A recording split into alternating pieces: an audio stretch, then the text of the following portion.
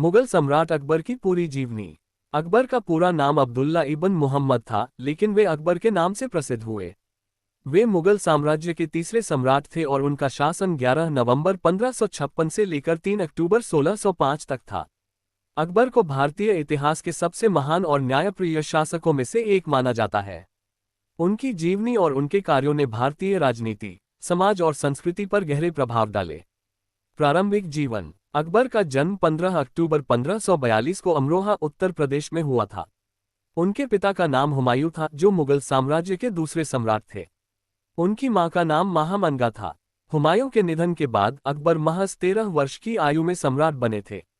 हालांकि वह उस समय बालक थे, इसलिए उनके साम्राज्य का संचालन पहले कुछ समय तक उनके संरक्षकों के हाथों में रहा। सत्ता संभालना। अकबर ने 11 वर्ष की आयु में ही सत्ता का हस्तांतरण किया, लेकिन शाही सत्ता का वास्तविक नियंत्रण उनके संरक्षक बैरम खान के पास था। बैराम खान ने अकबर को अपने संरक्षण में रखा और उसे शाही प्रशासन की बारीकियां सिखाईं।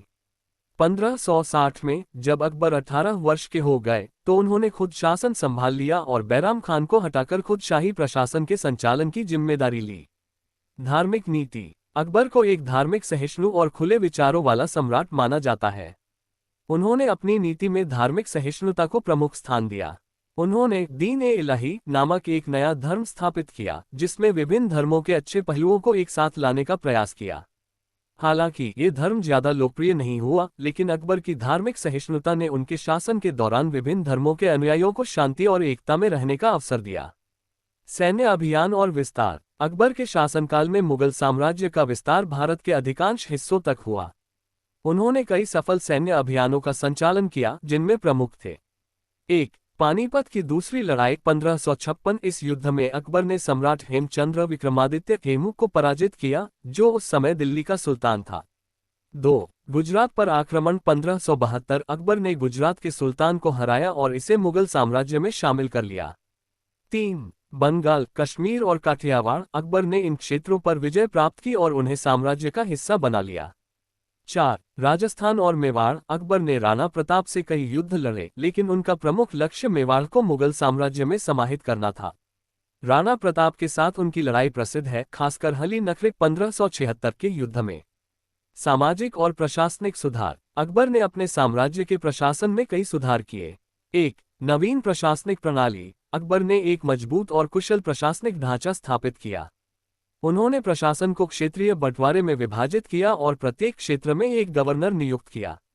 2. जमीन की माप और कर व्यवस्था। अकबर ने ऐन-ए-अकबरी नामक एक ग्रंथ तैयार कराया, जिसमें प्रशासन, कानून, कर और अन्य महत्वपूर्ण विषयों का विवरण था।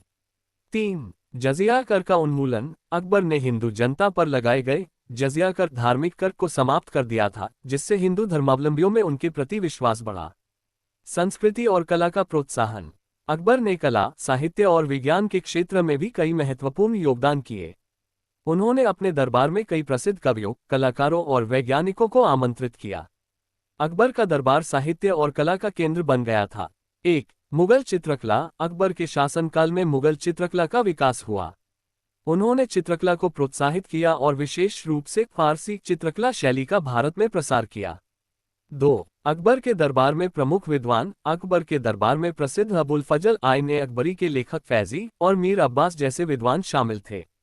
3. भाषा का संवर्धन। अकबर ने फारसी को आधिकारिक भाषा बनाया, लेकिन हिंदी और संस्कृत की भी सराहना की और उन्हें बढ़ावा दिया। अकबर का परिवार और व्यक्तिगत जीवन। अकबर ने कई विवाह किए थे और उनके कई संतानें भी थीं। उनकी प्रमुख पत्नी मरीम-उज़-ज़मानी थी, जिनसे उन्हें एक बेटा हुआ, सलीम जहांगीर, जो बाद में मुगल सम्राट बना। अकबर के अन्य प्रमुख पतियों में राजपूत राजकुमारी जोधाबाई का नाम लिया जा सकता है, जो उनकी सबसे प्रिय पतिव्रता मानी जाती हैं। अकबर का निधन। अकबर का निधन 3 अक्टूबर 1605 को आगरा में हुआ। उनके निधन के बाद उनका साम्राज्य उनके बेटे जहांगीर के हाथ में चला गया। निष्कर्ष। अकबर न केवल एक महान सम्राट थे, बल्कि वे एक दूरदृष्टि वाले, न्यायप्रिय और धार्मिक सहिष्णु शासक भी थे। उनके शासनकाल ने भारतीय उपमहाद्वीप को स्थिरता और समृद्धि दी। उनकी नीतियों ने विभिन्न धर्मों और संस्कृतियों के बीच आपसी समझ और सम्मान को बढ़ावा दिया। उनका शासन भारतीय इतिहास में सुनहरे युग के रूप में याद किया जाता है।